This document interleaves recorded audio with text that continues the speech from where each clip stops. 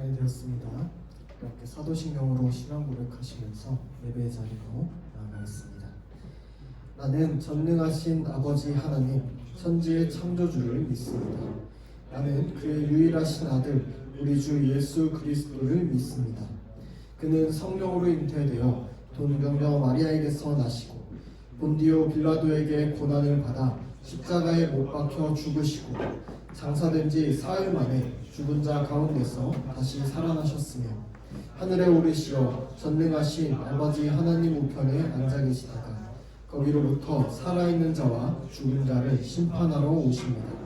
나는 성경을 믿으며 거룩한 공교회와 성도의 교제와 죄를 용서받는 것과 몸의 부활과 영생을 믿습니다. 아멘.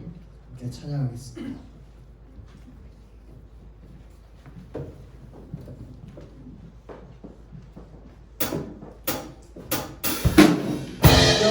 살아가는 친구들 다 같이 아무런 문제 없는 그런 사람들처럼 우리 모든 사람들이야 언제나 행복한 사람 우리 힘을 짊어지신 우리가 나가는 사람 잠시 우리 몫이 우리 보양은 아니야 그가 예비하신 우리 아버지지 당신의 그 품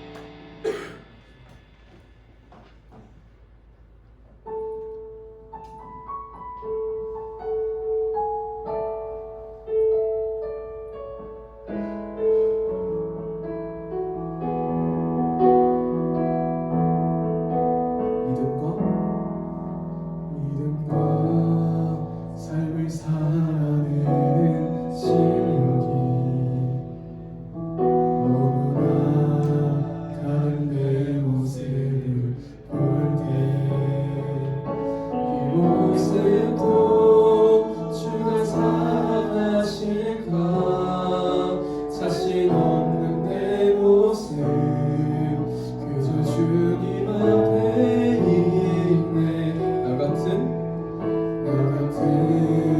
자도 사랑하여 주시고 한 번도 나를 떠나지 않으셨네 아픔 속에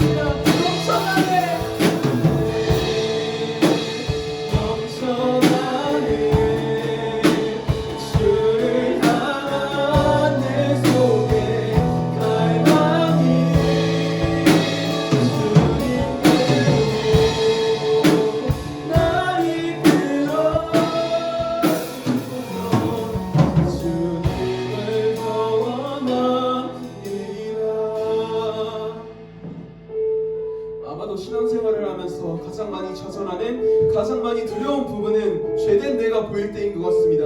수없이 넘어지는 사람들의 방향대로 가고 싶어하는 성경대로 살아가지 못하는 자기 자신을요. 그치만 주는 이런 나를 건져내셨고 내가 죄인됨을 알게 함으로써 나를 건져내신 주께 더 가까이 하시고 성화시키십니다. 이 시간 기도할 때 우리가 우리의 성화를 위해서 기도합시다. 우리의 눈을 들어 주를 바라봅시다. 오직 주로 말미암아 변화를 받읍시다. 죄된 나를 바라보는 것이 아닌 죄된 나를 변화시키실 아버지를 바라보며 그 사랑을 받읍시다. 이 시간 우리의 눈으로 주를 바라보기 위해 주님 이름 한 번 부르짖고 기도하겠습니다.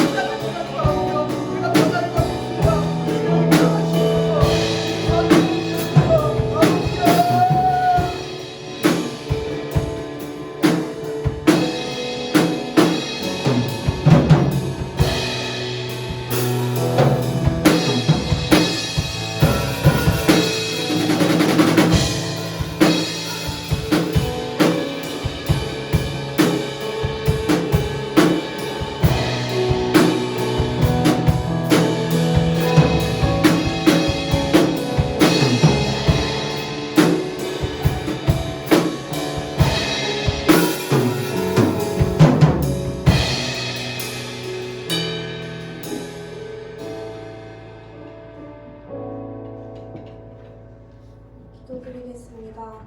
하나님 아버지, 오늘도 주일 아침에 예배드리러 나올 수 있게 해주심에 감사합니다. 1월이 다 지나가고 있습니다. 각자의 자리에서도 잘 이끌어 나갈 수 있게 해주세요. 또 저희가 곧 다가오는 수련회를 위해 길래 기도를 하고 있습니다. 이번 수련회에서도 많은 인원이 참석하여 은혜 받고 주님과 가까워질 수 있는 시간 되게 해주세요. 말씀 전해주시는 전도사님께도 능력 부어주셔서 오늘 한 주간도 오늘의 예배 말씀을 생각하며 살아갈 수 있게 해주세요. 예수님의 이름으로 기도드렸습니다.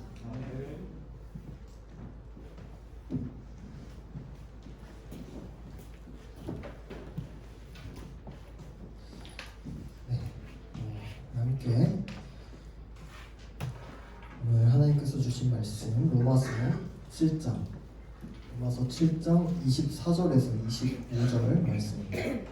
신약성경 248페이지 로마서 7장 24에서 25절 말씀입니다.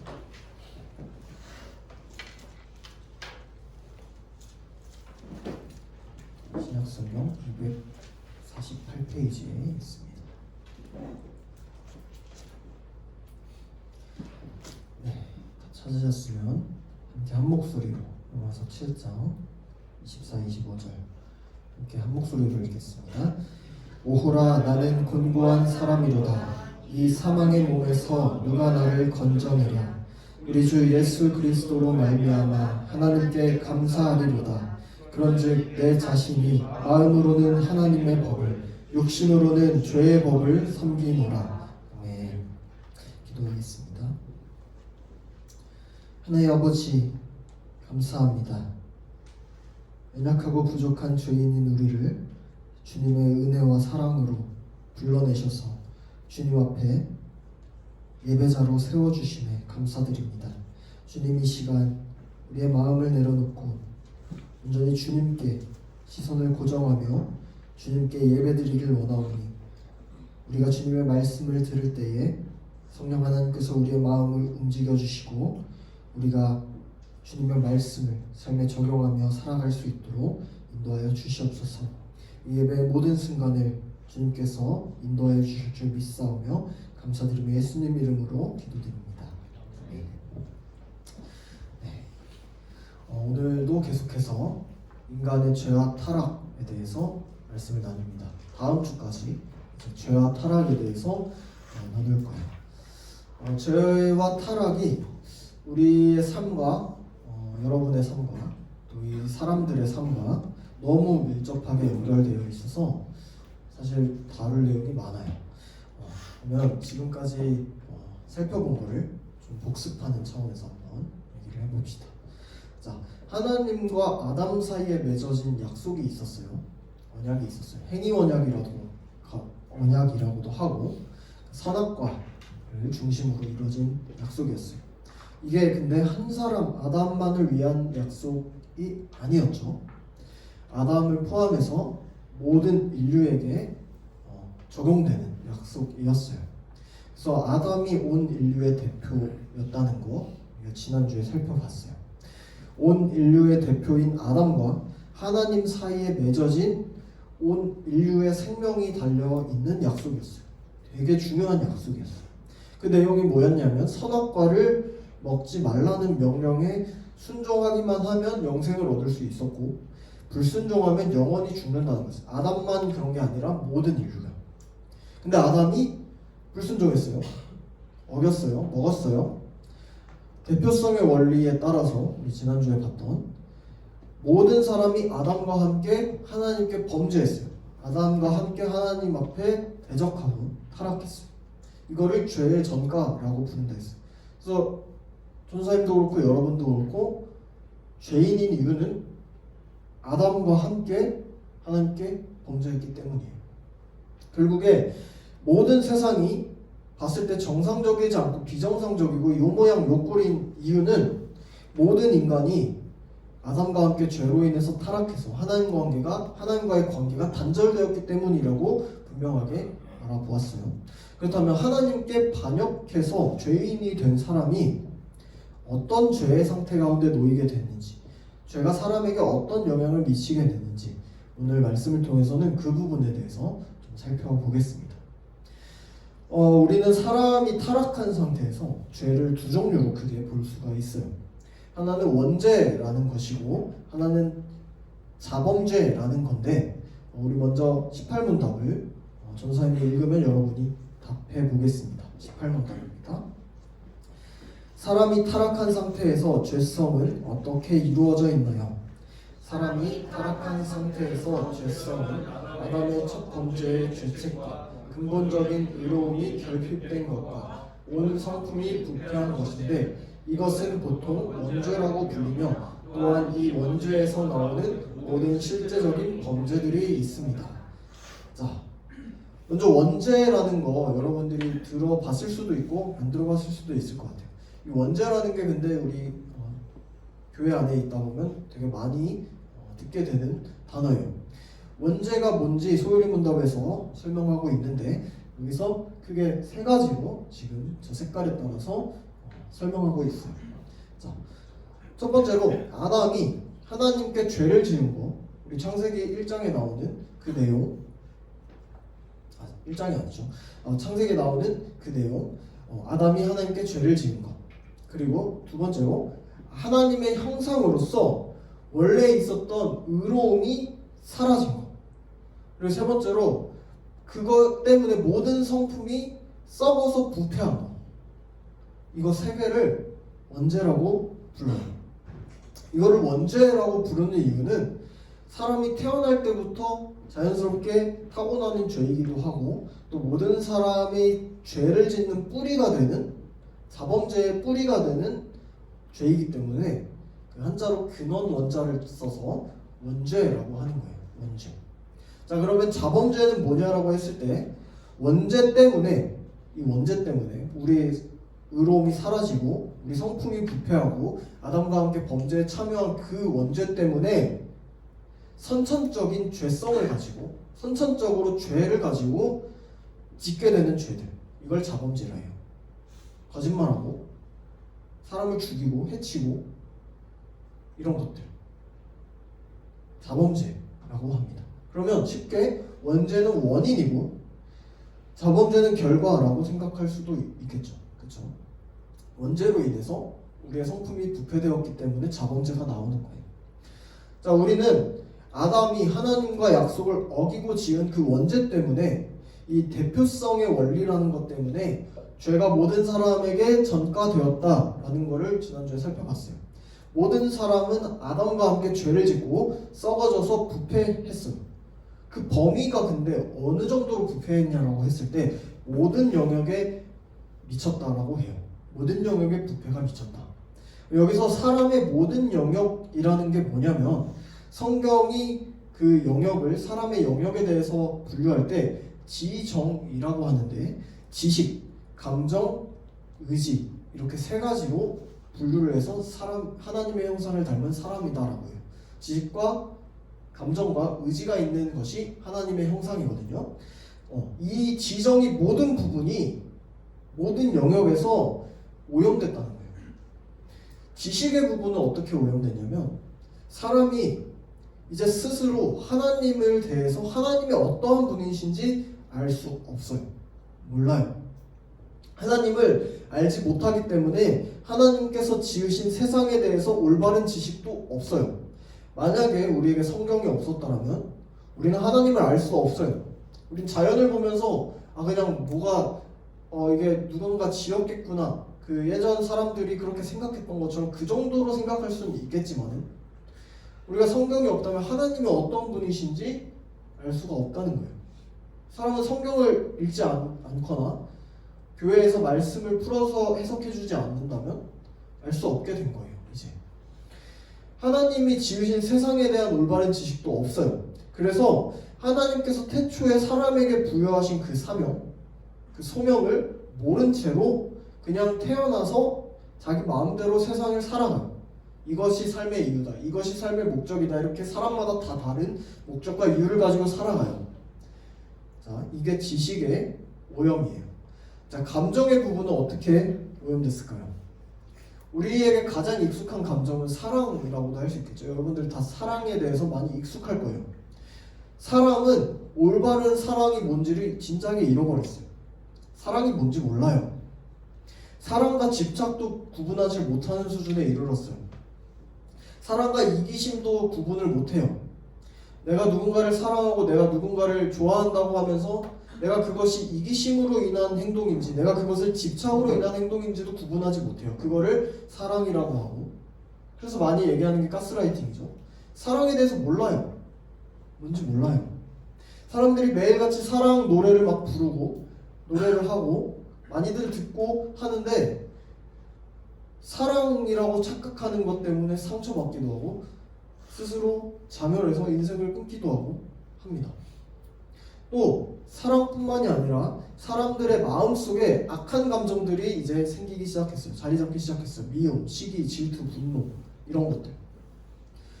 우리 어린아이 때부터 보면은 미움, 시기, 분노, 질투, 뭐 다툼 이런 것들이 보이기 시작해요. 애기들 보면은 보여요. 아무것도 몰라. 막 울고 질투하고 하는 것들 있어요. 우리에게 사랑이나 배려나 온유함 이런 성품보다도 미움, 시기, 질투, 분노, 다툼 이런 감정들이 훨씬 더 익숙하다는 거는 여러분들도 인정할 거예요. 다들 인정해요. 우리한테 사랑과 배려와 온유 이런 것들은 익숙하지 않아요. 익숙하지 않아요. 이게 감정의 오염이에요. 자, 그럼 의지의 부분의 오염은 어떤 거냐면 사람이 더 이상 하나님을 지식으로 알지 못했고 무엇이 옳고 그른지도 판단하지 못하고 감정이 올바르게 되어 있지 않기 때문에 자연스럽게 생각하고 계획하고 뜻하고 행동하는 모든 것들이 악하게 되었어요. 그죠? 모르는 상태로 행동하기 때문에 악한 거예요. 따라서 하나님 앞에서 올바르게 살고 싶어도 선하게 살고 싶어도 의로움을 나타내고 싶어도 나타낼 수 없게 됐어요. 사람들은. 자, 이게 바로 지정의, 지식, 감정, 의지 모든 부분에서 썩은 전적 부패라는 상태예요. 전적 부패. 전적으로 썩었다. 전적으로 타락했다. 전적으로 부패했다. 자, 어떤 부분은 살아있고 일부만 썩어가지고 도려내면은 써먹을 수 있고 먹을 수 있다는 거는 이제 성경적인 관점이 아니에요. 전적으로 사람은 부패했어요. 쓸 수 없게 됐어요. 재활용 못해요. 전적으로 부패했고 전적으로 타락했고 전적으로 무능한 것이 사람의 현 상태예요. 현 상태. 자, 이런 원죄의 상태에서 사람의 부패함과 죄성으로 인해서 생각하고 행동하는 모든 것이 악하기 때문에 실제로 죄를 짓는 것이 자범죄라는 거예요. 그렇죠? 자, 이런 상태이기 때문에 죄를 짓는 것이 자범죄라는 거예요. 근본이 죄인이어서, 우리가 근본이 죄인이어서 근본적으로 모든 영역이 다 썩어서 모든 사람의 생각하고 행동하고 욕망하는 것들이 이제 하나님을 향해서 향하는 것이 아니라 죄를 짓는 것으로 향해요. 가만히 냅두면 사람을 많이 모아놓고서 가만히 냅두면 서로 배려하고 이렇게 합니까? 아니요. 싸우고 서로 잡아먹어요. 죄를 짓는 것으로 향해요. 자연스럽게. 이게 바로 원죄로부터 모든 자범죄가 비롯된다는 거예요. 죄를 지어서 죄인인 게 아니라 죄인이기 때문에 모아두면 죄를 짓는 거예요. 가만히 스스로 냅두고 죄를 지어요. 여러분, 그렇기 때문에 내가 사람이라고 할 수 있는 존재라면 하나님 앞에서 누구도 핑계할 수 없다는 거예요. 나는 죄를 짓지 않았습니다. 나는 의로운 사람입니다. 라고 핑계할 수 없다는 거예요. 죄의 전가를 통해서 원죄가 있는 모든 사람은 자범죄를 반드시 저지르게 돼 있고 99.999%가 설령 완벽하다 하더라도 100%가 아니라면 하나님 기준에서 0%인 거예요. 자격 미달과 다름없는 거예요. 모든 사람이 하나님의 기준에 미치지 못한다는 사실은 그래서 우리가 깨달아야 돼요. 인정해야 돼요. 근데 이렇게 질문할 수도 있겠죠. 그럼 사람이 전부 다 타락했고 모든 부분에서 썩어서 부패했다고 했는데 믿지 않는 사람들이 보이는 선행들, 그렇죠?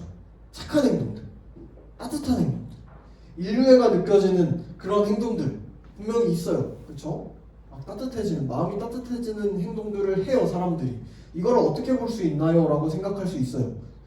자, 종종 보이는 그런 뉴스에도 가끔씩 나오는 그런 사람들의 선행들을 우리 사회를 감동시키기도 하고 마음을 따뜻하게도 해요. 우리를 살리기도 하고 소방관의 그 헌신적인 희생들 이런 것들, 그렇죠? 맞아요. 하나님을 알지 못하고 믿지 않는 불신자들도 하나님께서 명하신 그 선하고 의로운 행동들 자체는 할 수 있어요. 할 수 있어요. 못한다는 게 아니에요. 하나님께서 우리가 서울연문답 초반에 특별계시와 일반계시라는 것을 우리가 다뤘었는데 일반계시 중에 하나가 양심이라는 거였어요. 하나님께서 양심을 주셨어요. 일반계시로서 사람에게 허락하셨기 때문에 무엇가 옳고 그른지 어느 정도는 판단할 수 있어요. 사람 죽이면 안 된다는 거 알아요. 나쁘게 행동하면 안 된다는 거 어느 정도 알아요. 물론 중간에 양심이 고장난 사람들도 있긴 하지만 대체로 알아요. 자, 그런데 그 양심에 의해서 선한 행동을 할 수가 있겠지만은 관계가 단절된 상태에서 행동하는 의로운 행동, 이거는 궁극적인 의로운 행동이라 할 수 없어요. 하나님과의 관계가 단절된 상태에서 행동하는 것들. 자, 이렇게 생각해 봅시다. 극악무도한 범죄를 저지른 사형수가 있다고 생각해 봅시다. 도저히 용납할 수 없는 범죄를 누군가에 저지른 사형수가 사형을 기다리고 있는 사형수가 감옥에 있다고 쳐요. 자, 동료 수감자가 어려운 상황에 처했어요. 같이 감옥에 있는 친구들이 있을 거 아니에요? 어려운 상황에 처했어요. 그래서 챙겨주고 도와줬다고 칩시다. 왜냐하면 사형수라고 해도 그 안에 선한 양심이 남아있을 수 있어요. 자, 그런데 그 친구를 도와줬다고 해서 여러분 이게 밖에서 형량을 감형시켜줄 이유가 돼요? 안 돼요. 이로 형량이 줄어들 수 없어요. 근데 분명히 착한 행동은 맞아요. 그렇죠? 착한 행동 맞아요. 근데 근본적으로 봤을 때 그렇지 않아요. 여러분. 근본적인 문제, 이 사람이 죽을 수밖에 없는 운명에 처했다는 문제를 해결할 수 있는 행동은 아니에요. 사형수가 그 안에서 어떤 행동을 했든 아무리 얼마나 좋은 행동을 했든 모범수가 되었든 아니든 죄수 신분인 거에는 변함이 없어요. 그렇죠? 그리고 피해자 입장에서 봤을 때 아무리 그 사람이 선하고 착한 행동을 한다고 해도 감옥 안에서 그 가증스럽게 짝이 없겠죠. 그렇죠? 관계가 정립이 안 되어 있는데 마찬가지예요. 하나님 앞에서 죄를 짓고 전적으로 부패한 죄인이라는 것이, 죄인들이 어떤 선해 보이고 의로워 보이는 일을 했다고 해서 하나님 앞에서 의로운 행위가 되는 게 아니에요. 선과 악의 기준은 하나님이라고 했죠. 하나님 앞에서 의로운 행위가 되는 게 아니에요. 사람이 봤을 때 의롭다고 해서 하나님 앞에서 의로운 게 아니라는 거예요. 오히려 하나님께서는 그 관계가 정립되지 않은 상태에서 그렇게 행동하는 건 가증스러운 일로 여길 수도 있어요. 죄의 기준은 하나님이시기 때문에 하나님이 판단하시는 거예요. 자, 그러면 만약에 죄인들의 행동이 하나님 기준에 맞는 그 온전하게 의로운 행위가 되기 위해서 어떻게 해야 될까요? 모든 그 행동과 그런 선한 행동들이 선한 마음과 양심으로부터 나와야 되고 그 목적 자체가 하나님의 영광을 위한 것이어야 돼요. 하나님의 영광을 위한 것이어야만 그게 의로운 행동으로서 하나님께서 받아주세요. 근데 아까 얘기했듯이 사람이 어떤 상태가 됐어요? 지정의 모든 부분에서 썩어버렸어요. 사람이 하나님을 알 수 있어요? 없어요. 몰라요. 원죄로 인해서 근본적으로 하나님의 영광을 위해서 살아가지 않아요. 설령 의로운 행위나 선한 행위들을 한다고 할지라도 그게 하나님을 위한 게 아니에요. 나를 위한 것이나 내 가족들을 위한 것이나 그런 것들이에요. 사회를 위한 것이나 대상이 달라요. 하나님의 영광을 위한 게 아니에요. 그렇기 때문에 선행이든 어떤 의로운 행동이든 간에 결국에 기준에서 벗어난 행동들인 거예요. 우리가 하는 행동도 마찬가지예요. 하나님을 위한 행동이 아니고 나를 위한 것이면 선하고 의로운 행동을 하나님께서 그 중심을 보시고 안 받으실 수도 있다는 거예요. 예배도 마찬가지예요.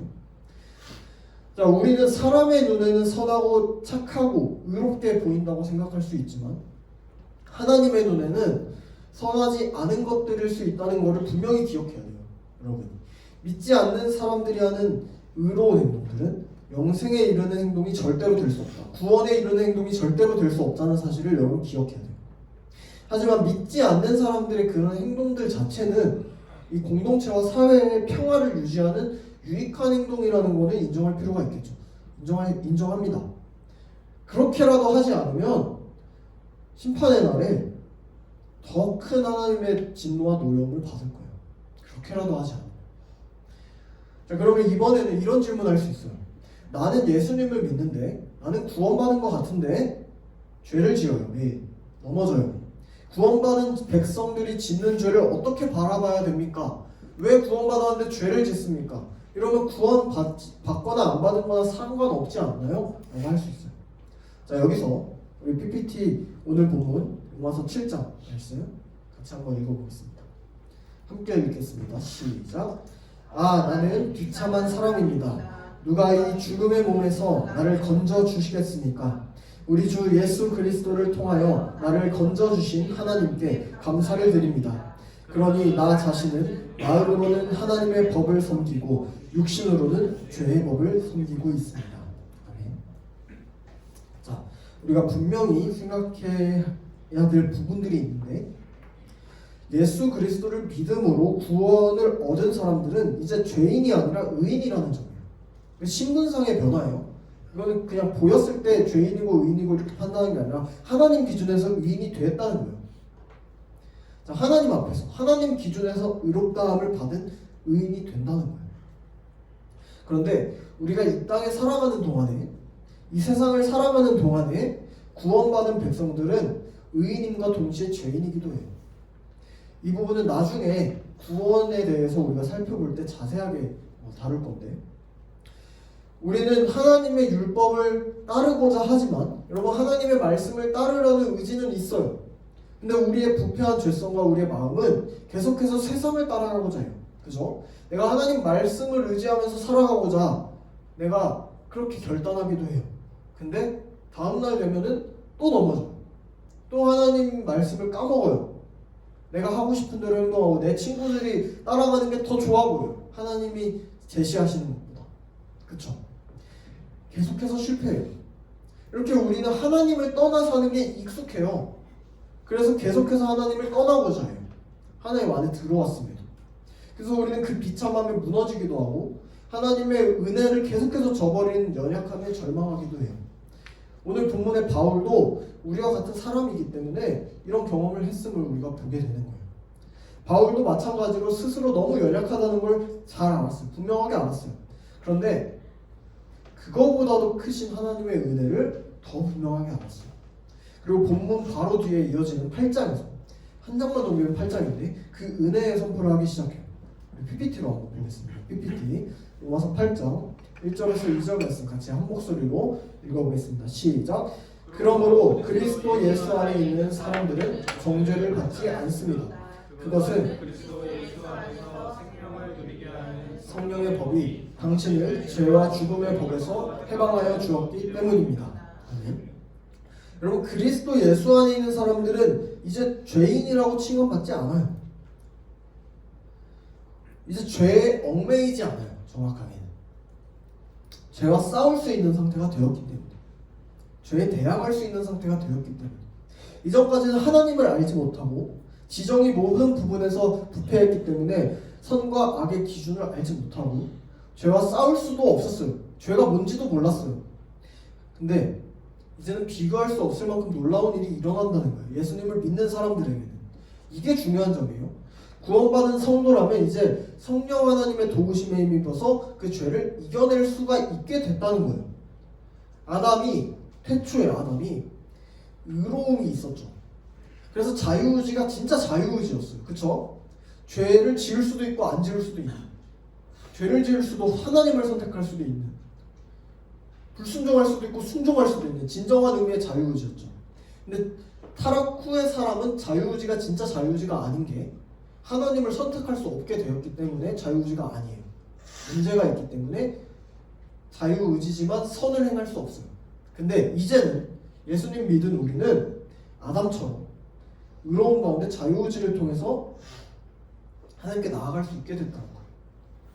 하나님의 백성은 이 땅을 살아가는 동안에 여러분이 정말로 예수님을 믿는 사람들이라면 나는 죄를 지을 수밖에 없어요가 아니에요. 죄를 선택할 수도 있고 선택하지 않을 수도 있어요. 죄를 이길 수도 있고 이기지 않을 수도 있어요. 여러분이 여러분의 마음을 사탄에게 내어줄 수도 있고요. 여러분이 여러분의 마음을 하나님께 온전히 드릴 수도 있어요. 힘들긴 하겠지만 성령을 의지하면서 나아갈 때 할 수 있게 된 거예요. 핑계할 수 없어요. 우리가 세상을 살아가는 동안에 사탄의 유혹은 계속돼요. 더 심해져요. 에덴 동산에서 아담과 하와를 뱀의 모습으로 꿰었죠. 사탄이.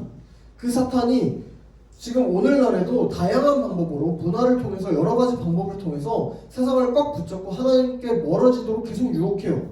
특히 구원받은 백성을 계속 유혹해요. 예수님께서 심판주로 다시 오시는 그날까지 하나님께서 사탄에게 세상을 휘어잡을 권리를 허락해 주셨어요. 그래서 그래요. 사탄은 그래서 어떤 수를 써서든 믿는 성도들을 끄집어내려고 합니다. 우리가 은혜의 자리로 더 나아가지 못하게, 우리가 예배의 자리로 나아가지 못하게, 친구를 통해서든 가족을 통해서든 상황과 환경을 뒤바꿔서든 우리의 부패했던 그 마음이 다시 작동하게, 사탄 안에서, 하나님 안에서가 아니라 사탄 안에서 작동하게 만들어서든 계속해서 하나님과 멀어지도록 여러분을 공격해요. 우리를 공격해요. 다른 사람들을 이용해서라도, 우리 마음을 이용해서라도 할 수 있는 모든 수를 다해서도 우리가 믿음을 더 못 지키게 계속해서 공격할 거예요. 점점 더. 그런데 여러분, 분명한 사실은 하나님께 붙들린 자들은 끝까지 버텨요. 끝까지 있네요. 마지막 날 주님이 다시 오시는 그날까지 끝까지 버텨요. 성령 하나님께서 도와주시기 때문에 버텨요. 그리고 끝내 이겨내요. 이게 정해져 있어요. 이거 영원전부터 우리가 하나님의 그 영원전의 작정에 대해서 우리가 배웠죠. 영원전부터 그냥 정해져 있기 때문에 변하지 않아요. 하나님께 붙들린 자는 절대로 구원을 잃지 않아요. 사탄이 아무리 공격한다 해도. 그러면 우리가 하나님께 정말로 붙들린 자라면 반드시 어떻게 해야 되냐면 하나님께서 주신 은혜의 방편을 활용해서 사탄의 공격에 무너지지 않도록 믿음을 더 굳건히 해요. 그게 끝까지 구원에 잃지 않는 성도들의 모습이에요. 삶의 모습. 끝까지. 은혜의 방편이 뭐냐면요, 말씀과 기도예요. 말씀과 기도. 하나님께서 우리가 말씀을 읽고 듣고 나눌 때, 또 기도할 때 은혜를 더 부어주시고 우리의 믿음을 더 자라나게 해주셨다는 것을 여러분 잊지 말아야 돼요. 그 방법을 사용하셔요. 하나님께서.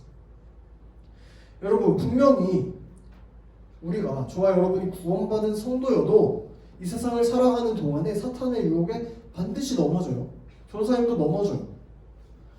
좌절하기도 하고 낙담하기도 해요. 때론 죄를 짓고, 때론 하나님으로부터 멀어지고 하나님을 예배하지 않을 수도 있어요. 때로는. 하나님께서는 근데 그 모습을 보실 때마다 아파하시고 성령 하나님께서 우리의 죄된 모습을 보고 근심하실 거예요. 근심하실 거예요. 때로는 그런 우리 삶의 자리 가운데 고난과 역경을 허용하심으로 다시 하나님을 붙들도록 우리를 치시고 이끌어 주실 수도 있어요. 때로는. 그런데 그 어떤 순간 속에서도 하나님께 붙들린 자는 반드시 돌아온다는 사실을 여러분 잊지 마시기 바래요. 하나님 나라 백성은 그 무너진 자리 그대로 평생 가지 않아요. 죽을 때까지 그렇게 가지 않아요. 그거 하나님 나라 백성 아니에요. 하나님 나라 백성은 반드시 하나님 앞에 통회하면서 회개하면서 다시금 은혜의 자리로 말씀과 기도를 통해서 성도의 삶을 점점점 배워나가면서 예수님을 닮아가면서 더 믿음 가운데 자라나는 거예요. 만약에 평생 죄와 함께 살아가면서 내가 스스로 교회에 다니고 예배의 자리에 계속 나오기 때문에 나는 구원받았다고 멋대로 구원을 착각하는 사람들도 있을 거예요. 있어요. 엄청 많아요. 애초에 구원도 받지 않았었는데 구원 받았다고 착각했다가 나중에 하나님을 떠나놓고서 나는 믿음을 잃어서 구원의 확신이 없어라고 하는 사람도 있을 거예요. 애초에 구원 안 받았었는데. 이런 사람들이 사실 대부분이에요. 그런데 안타깝게도 천국문은 누구나 들락날락할 수 있는 곳이 아니에요. 그런 곳이 아니에요. 그런데 하나님께서 베푸시는 진짜 구원은 절대로 취소되지 않아요. 붙들리면 끝까지 가요. 진짜 성도는 끝까지 버텨요. 인내해요. 성령 하나님께서 그 믿음을 끝까지 도우시기로 작정하셨기 때문에 그래요. 사랑하는 여러분이 정말로 참된 그리스도인이라면, 참된 그리스도인으로 살아가고자 노력하고 싶다면 여러분 더 확실한 믿음 가운데 거해야 돼요. 더 확실한 믿음 가운데 거하시길 바래요. 내가 누리고 있는 삶이 정말로 진짜 하나님께서 베푸시는 구원의 삶인지, 사탄이 착각하게 하는 구원인지, 내가 믿는 믿음이 정말로 성경에 나타난 하나님께서 주신, 선물로 주신 그 믿음인지, 아니면 내가 그냥 착각으로 생각하고 그냥 내가 그렇게 믿고 싶어서 믿는 믿음인지, 그러면 늘 점검하고 확인해야 돼요. 교회에 나온 성도들이라면 더 그래요. 그냥 막연하게 부모님이 교회 다니니까 나도 교회 다니고 예수님 있다고 생각하니까 그냥 그 정도로 어렴풋이 생각하는 그 정도 믿음이 아니라, 내가 정말로 하나님 앞에서 구원받은 성도인지, 내가 지금 죽어도 정말 하나님 뵐 수 있는지, 내 믿음이 정말로 진짜 믿음인지, 말씀을 통해서 매 순간 시험하고 말씀을 통해서 매 순간 알아가기를 여러분 소망해요. 이제 다음 주면은 이제 수련회가 시작돼요. 그럼 이번 수련의 자리에 항상 구원의 확신을 점검할 수 있는 더할 나위 없이 귀한 시간이에요. 세상과 잠시 단절돼서 하나님 앞에서 내 구원의 확신을 점검할 수 있는 시간이에요. 여러분 삶에서 죄로부터의 구원보다 중요한 건 절대로 없어요. 절대로. 여러분이 아무리 돈 많이 벌고 아무리 좋은 학교 가서 잘 먹고 잘 살고 좋은 사람 만나서 결혼해서 좋은 애기들 낳고 그렇게 죽는다고 해도 죄로부터의 구원보다 중요한 건 없어요.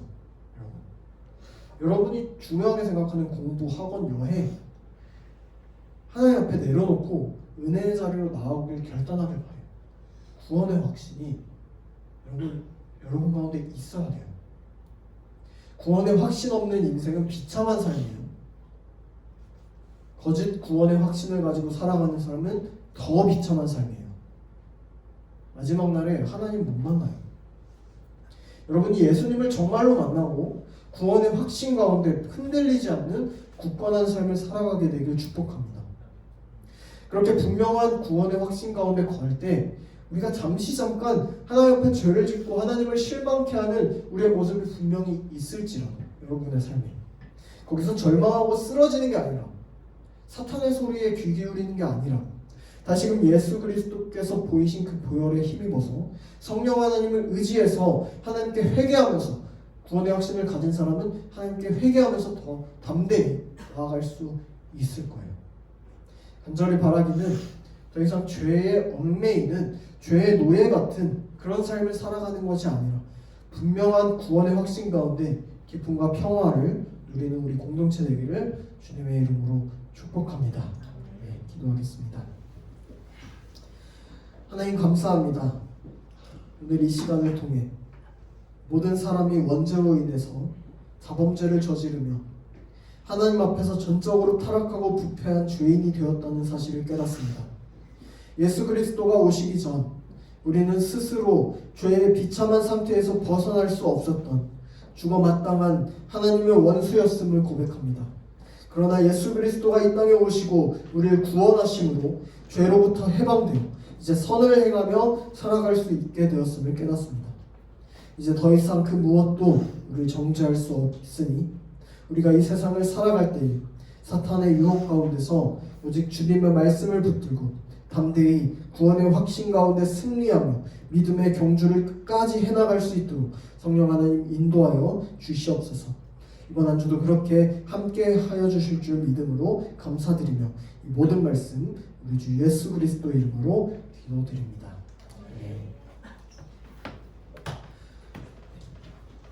네, 함께 준비하신 음악을 찬양하면서 드리도록 하겠습니다. 1절만 찬양하겠습니다.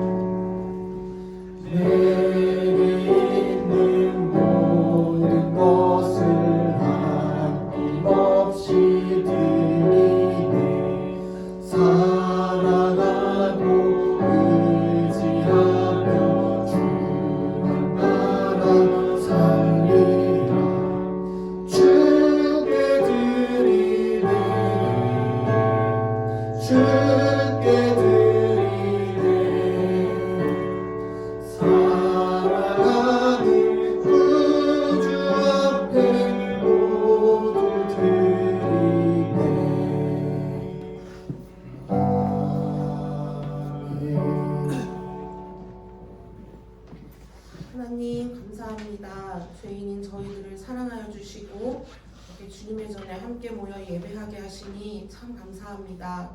우리가 하나님과의 관계를 올바로 갖기 위해서 하나님의 말씀이신 성경을 가까이 하고 깨닫기 원합니다. 세상 속에서 살아갈 때 죄의 유혹들이 너무나도 많지만 주님께 지혜를 구하며 늘 승리할 수 있도록 인도하여 주세요. 성령님의 도우심으로 하나님의 뜻을 바르게 알고 구원의 확신과 바른 믿음이 자랄 수 있도록 성령님께서 인도하여 주세요. 하나님을 힘써 알자라는 주제로 겨울 수련회를 준비하고 있습니다. 다른 무엇보다도 은혜의 자리에 힘써 모이고 부어주실 은혜를 기대하는 마음으로 기쁨과 감사로 함께할 수 있는 저희들이 될 수 있도록 인도하여 주세요. 주님께서 주신 것 중에 구별하여 예물 드립니다. 사용되어지는 곳곳마다 주님의 영광만이 드러날 수 있도록 사용하여 주세요. 감사드리고 예수님의 이름으로 기도드렸습니다. 아멘.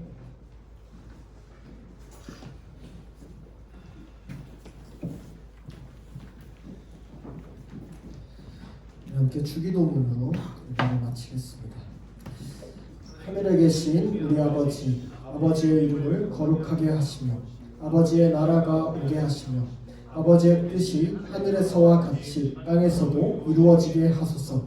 오늘 우리에게 일용할 양식을 주시고 우리가 우리에게 잘못한 사람을 용서하여 준 것 같이 우리 죄를 용서하여 주시고 우리를 시험에 빠지지 않게 하시고 악에서 구하소서.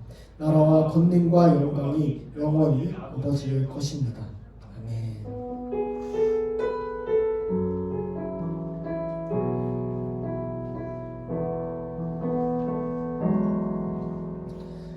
광고 드리도록 하겠습니다. 16에서 17문 암송한 친구 있습니까? 없습니까? 네, 있습니다. 다음 주는 18문 한문입니다. 18문. 네. 자, 우리 겨울 수련회가 이제 설 연휴 지나면 바로 또 화요일에 있어요.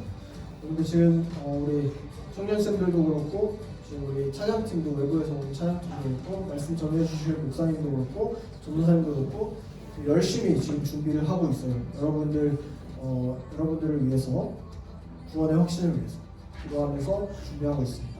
릴레이 기도도 계속 하고 있고 학생들도 릴레이 기도 하고 있고요. 여러분들 믿음의 도약이 필요해요. 여러분들 수련회를 참석하는 게 어려운 거 알아요. 전사님도 학생 때 시간 내는 거 되게 귀찮아하고 힘들어하고 가면 친구도 없고 안 좋아했어요. 근데 여러분 하나님께서 은혜를 부어주실 걸 기도하면서 가는 거예요. 그게 조건이 채워졌을 때 가는 게 아니에요. 믿음의 도약을 해야 돼요. 학원들 잠시 멈춰놓고 여러분들 꼭 은혜 자리로 나와오셔서 하나님을 만나는 시간 되기를 축복합니다. 그리고 수련회 송리스트가 나왔어요. 첫 번째 날, 두 번째 날 집회 때 이제 찬양인데 우리 인스타로도 공유가 되었고 또 단톡으로도 이제 오늘 공유가 될 거예요. 그 재생 목록들을 설 연휴 동안 또 수련회 전까지 여러분 반복해서 조금 듣고 익숙하게 찬양을 와달라는 것이 찬양팀에서의 요청이었어요. 그래서 여러분들 잘 듣고 익숙하게 함께 찬송할 수 있도록 여러분들이 꼭 이제 찬양을 미리 들어와 주시면은 감사하겠습니다. 네. 자, 그리고 2월부터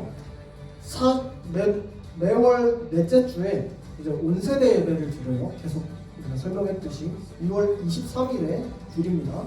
여러분들 그거 생각하시고 오후 예배 2시에 있는데 그때 이제 반별로 같이 점심 식사하고 오후 예배 잠깐 드리고 이제 같이 마무리하는 걸로 생각하면 좋을 것 같아요. 성수연구 예배 그대로 있고요.